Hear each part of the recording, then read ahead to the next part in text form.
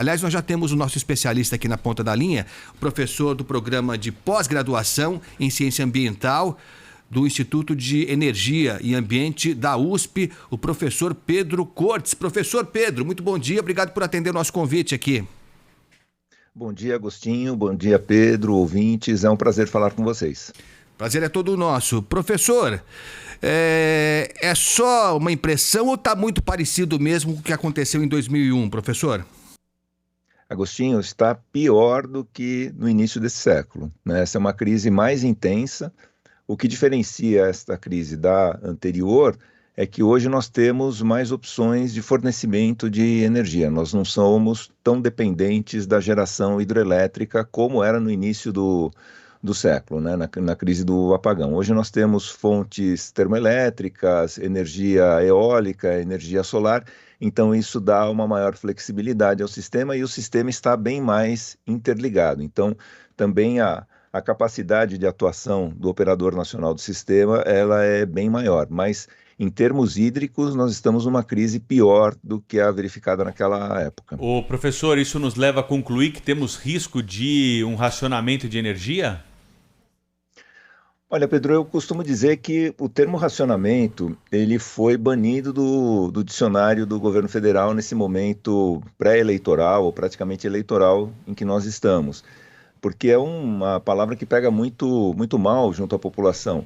Mas nós não estamos livres de apagões e problemas aí de distribuição já a partir de final de setembro, começo de outubro, quando a situação hídrica vai se intensificar. Essa piora vai ser evidente, o governo mesmo assume isso, até o mês de novembro. Nós vamos ter aí um alento durante o verão, né? Durante um pouco dezembro, janeiro, chove um pouco mais, mas não o suficiente para reverter essa situação, porque isso persiste ainda no primeiro semestre do ano que vem. Nós vamos ter a volta do fenômeno Laninha, oposto do El Niño, e quando o Laninha acontece, ele provoca estiagem na região sul do Brasil, podendo atingir São Paulo, então ele pega a porção centro-sul da Bacia do Paraná, ou seja, ela vai continuar seca.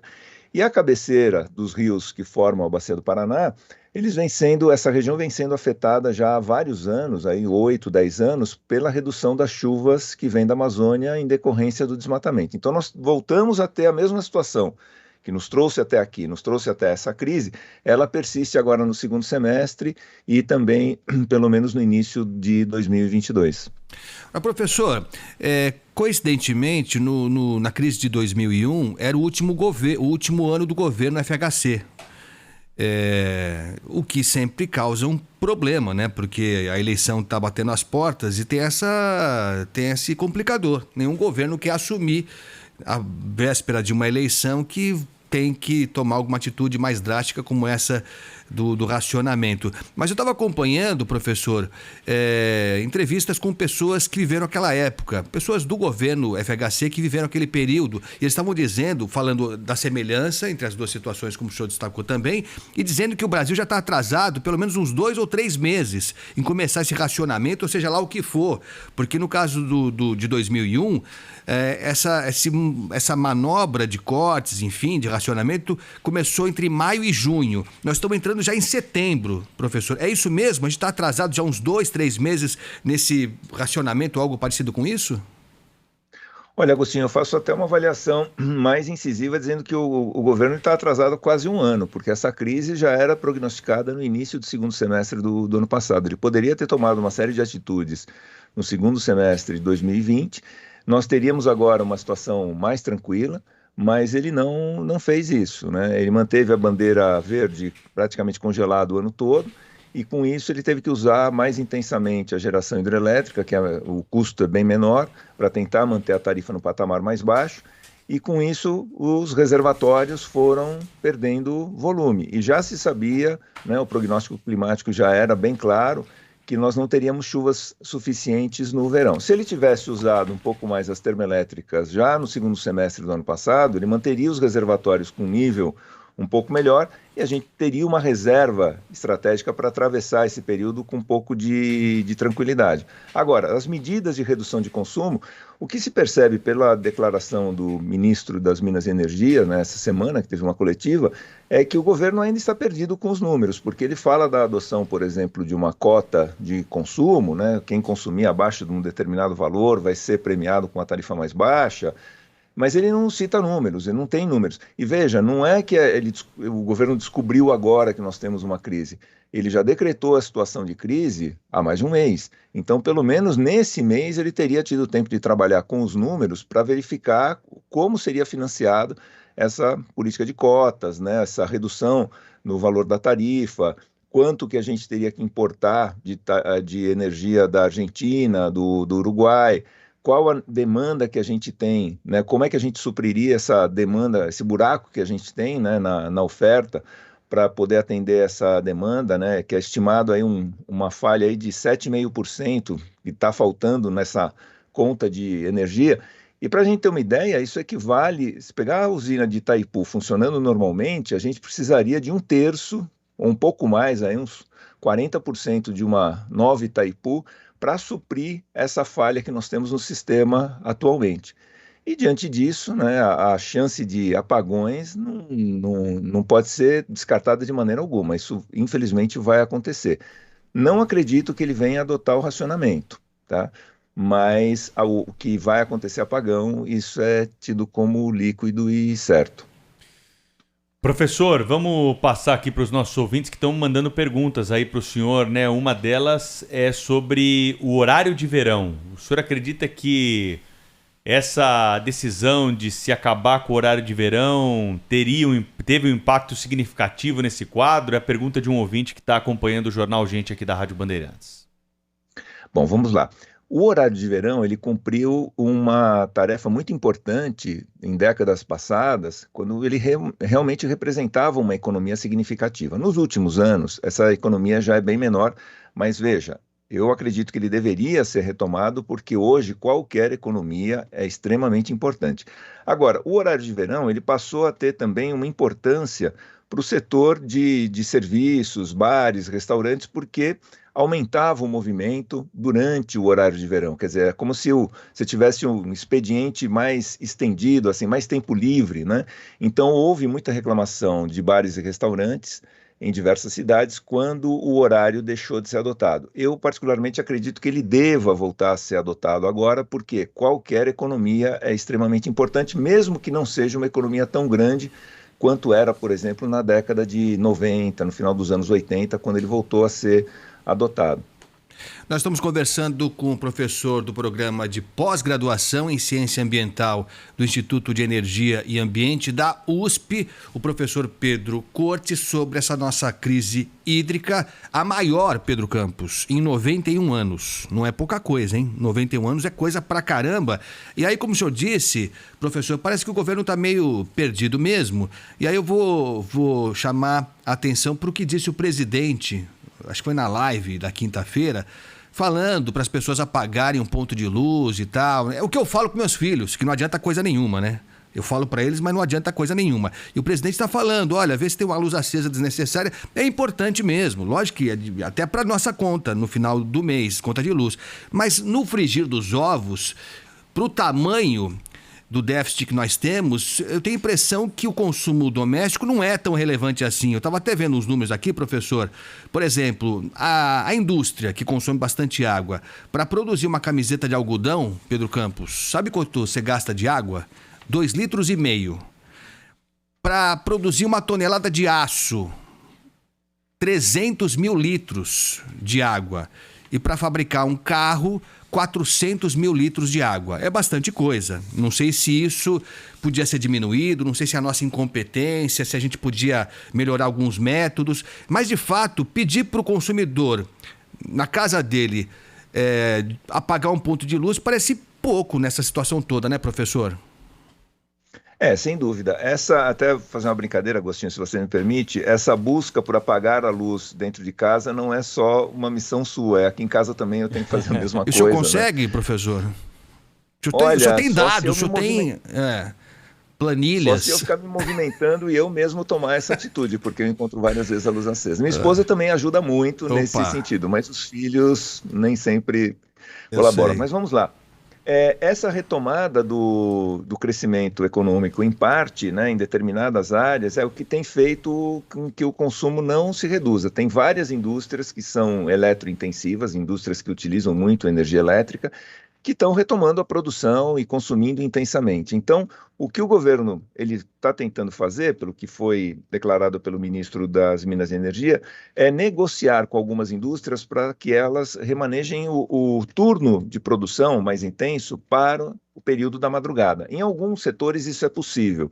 Em outros, onde o uso da energia elétrica é contínuo, por exemplo, indústrias químicas que têm processos mais longos, tal, não tem como transferir. Mas há outras indústrias, por exemplo, de autopeças, tal, onde isso é possível. Mas é claro que o turno da madrugada ele custa mais caro. Você tem que pagar hora extra, tal. Então, o governo está negociando, segundo palavras do ministro, com essas indústrias alguma forma de compensação para que elas possam remanejar os turnos para o período da madrugada, quando a oferta é maior, tem um certo excedente aí de energia. O problema não é só atender a demanda geral, mas principalmente nos horários de pico, e esse consumo ele tende a aumentar agora com calor pelo uso de ventiladores, aparelhos de ar-condicionado. Então, o governo ele está diante de uma escolha aí difícil, um dilema muito sério, correndo atrás dos números por conta dele não ter tomado as atitudes que deveria ter tomado, que poderiam ter sido tomadas com maior tranquilidade já desde o ano passado, ou pelo menos no início deste ano. O Operador Nacional do Sistema Elétrico, como o senhor disse agora há pouco, né, diz que a capacidade de geração de energia não vai conseguir atender a demanda em outubro, né? Para isso, mais termoelétricas acionadas, mais custo, mais energia que não é limpa. E há possibilidade também de importação de energia, né, da Argentina e do Uruguai para suprir essa falta e tentar impedir um racionamento.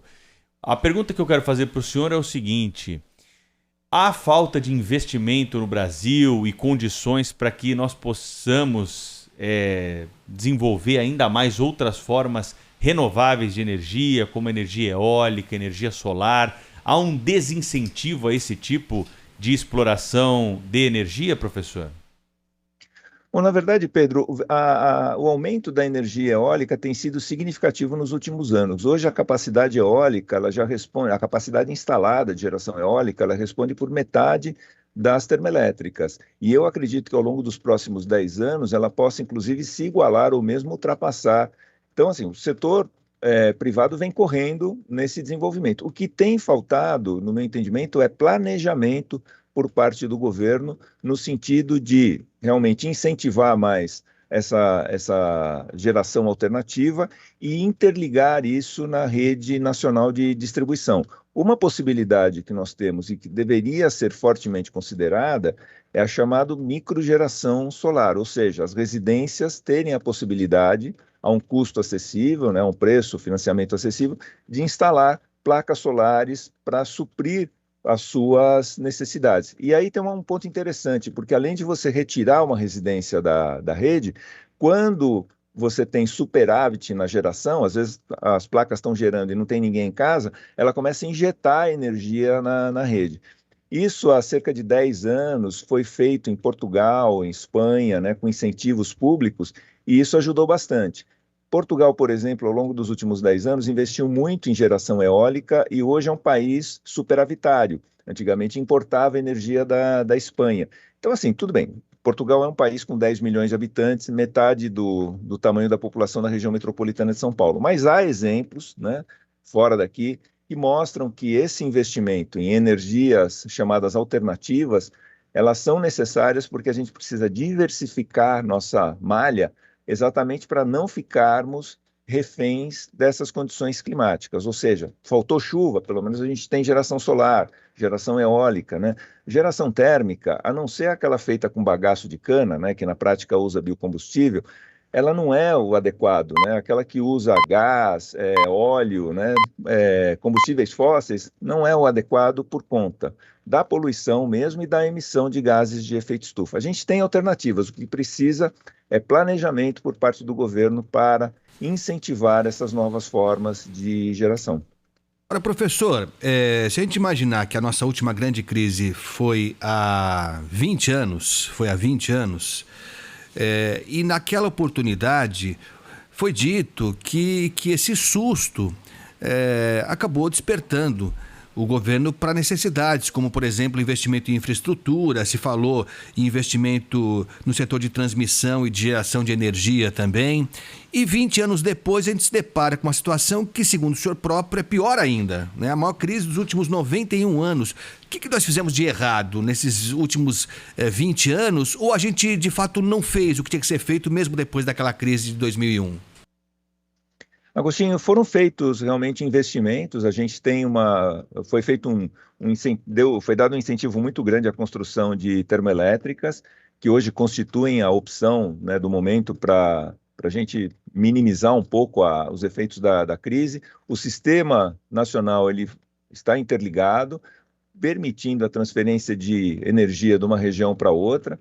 Então, assim, os investimentos eles foram feitos, mas a verdade é que as mudanças climáticas, elas têm sido muito mais intensas do que originalmente prognosticado, do que originalmente pensado ou previsto, né? Então, nós temos uma dependência climática ainda muito grande e todos os investimentos que foram feitos não estão sendo suficientes para nos livrar dessa crise. Mas lembrando de um fator importante, faltou planejamento do atual governo em usar os recursos disponíveis para minimizar os efeitos dessa crise. Como você bem falou, acho que logo na abertura da matéria, chover, chove, faltar chuva também falta. É uma questão de ter o planejamento necessário para a gente se adequar a essas situações. Hoje nós temos instrumentos para isso, só que esses instrumentos, no caso da energia elétrica, não foram usados a tempo. Você bem lembrava, na época do apagão, as providências foram tomadas em maio, hoje a gente já está em agosto, e nada ainda de mais efetivo foi feito,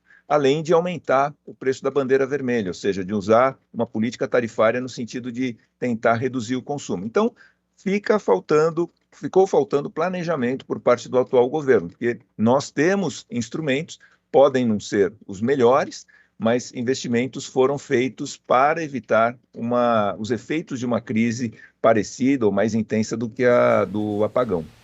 Quando a gente fala de preservar a Amazônia, né, de evitar queimadas, o Pantanal sendo destruído, as pessoas, algumas delas acham que isso é coisa de ecochato, né, de quem abraça a árvore e tal, né, coisa distante, a Amazônia é tão lá em cima, mas é isso, aí estoura no país inteiro, né, a gente deve ter agora um aumento, Pedro Campos, de 58% na bandeira vermelha, né, só por causa disso tudo. Professor, só para concluir, agradecendo sua atenção aqui com o ouvinte da Rádio Bandeirantes, se a gente começar a fazer tudo certo agora, tudo certo, acertar tudo, em quanto tempo a gente consegue ter uma situação mais estável em relação à energia elétrica, se é que isso é possível, se é que é possível falar em estabilidade? Bom, a curto prazo, Agostinho, nós não temos muito o que fazer a não ser economizar. Para quem está na ponta da linha como nós, né, nós não temos alternativa a não ser reduzir o consumo. E esperar, infelizmente, que as condições climáticas elas sejam mais favoráveis a partir do final do primeiro semestre do ano que vem, para que a gente possa retomar o nível dos reservatórios. E fica sempre aquele alerta. Governo sem planejamento fica refém das situações climáticas como está acontecendo agora.